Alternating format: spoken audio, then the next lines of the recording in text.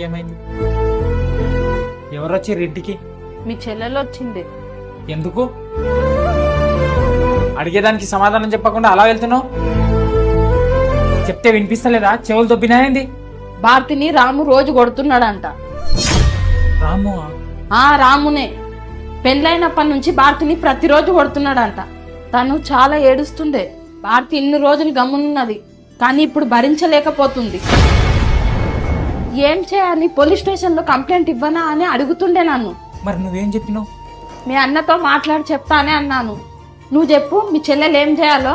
వాడిని పోలీస్ స్టేషన్లో ఎక్కి బొక్కలీద కొట్టాలి. మరి నన్ను ప్రతిరోజు కొడుతున్నావు కదా, మరి నేనేం చేయాలో చెప్పు.